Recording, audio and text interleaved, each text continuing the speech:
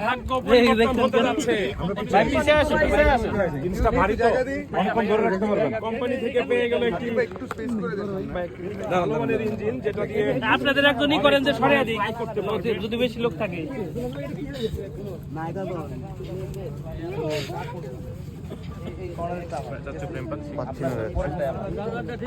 আমাদের এই লেভেল থেকে নিব, জায়গা কিভাবে লাগবে আমার এতটুকু সামনে জায়গা ভাইয়া একটু সামনে ক্লিয়ার করুন ভাই।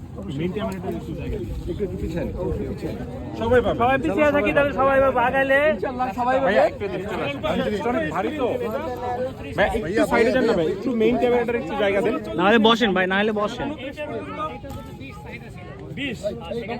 ভাইয়া আপনি আর ভাই একটু কাছাকাছি যান। আঞ্জি ভাই একটু কাছাকাছি যান, একটু যত দূর খুশি। চাচু পাচ্ছি চাচু পাচ্ছি। আরে এখানে লাগাই দেন না, ভাই সামনে ক্লিয়ার করুন ভাইয়া, সামনে একটু ক্লিয়ার করি ভাইয়া, একটু ক্লিয়ার করি। তাহলে এই পাশটা আরেকটু চাপান, তাহলে হয়ে যাবে ভাই। আরেকটু চাইতে বসে ভাই। ভাইয়া কমলা কালারের গেঞ্জি ভাই, একটু সামনে সবাই একটু এদিকে আসুন। একটু পিছিয়ে, সবাই পিছিয়ে, আরেকটু আগে আসলে ভাই এক স্টেপ উপরে উঠতে পারবো অনেকেই।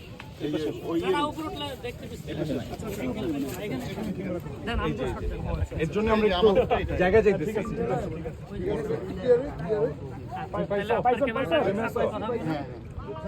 তো এই ইঞ্জিনটা হচ্ছে পলিনি থর 190 HF, এটা মেড ইন ইটালি এবং এটা এভিয়েশনের জন্যই ইঞ্জিন। এটার ওজন মাত্র 14.5 কেজি। তো 29 হর্স পাওয়ার, কিন্তু 14.5 কেজি। তো পাওয়ার টু ওয়েট রেশিও একটা বিশাল ব্যাপার আমাদের এয়ারক্রাফটের জন্য, তাই না?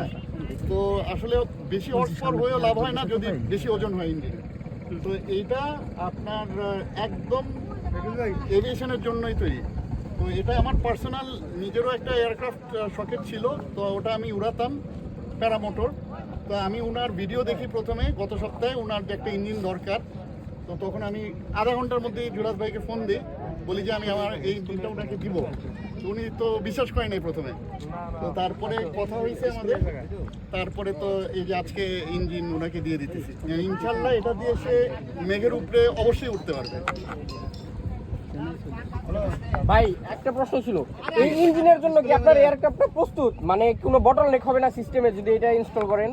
না, আমি এয়ারক্রাফটটা যখন তৈরি করি এরকম একটা ইঞ্জিনের মাপেই তৈরি করছি, কিন্তু আর্থিক সমস্যার কারণে করতে পারি নাই।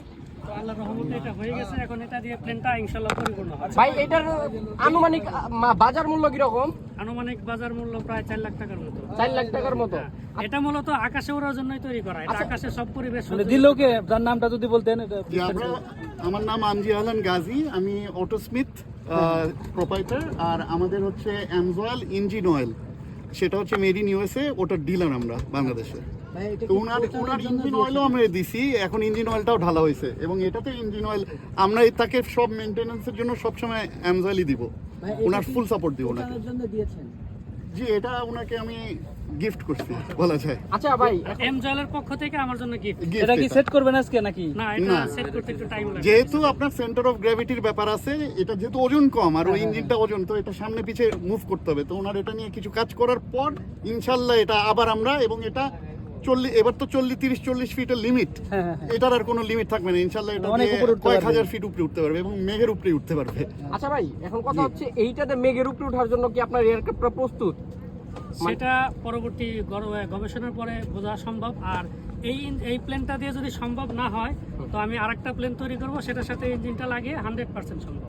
আচ্ছা ভাই, এখন আমরা এই প্লেনের ব্যাপারে জানতে চাচ্ছিলাম, এইটার এখন যে সেটআপটা আছে, এই সেটআপে আপনার আনুমানিক কিরকম খরচ হয়েছে এই ব্যাপারে যদি বলতেন? সেটআপে আনুমানিক সব মিলিয়ে প্রায় 2 লাখ টাকার মতো খরচ হয়। 2 লাখ টাকার মতো ইঞ্জিন শুদ্ধ? ইঞ্জিন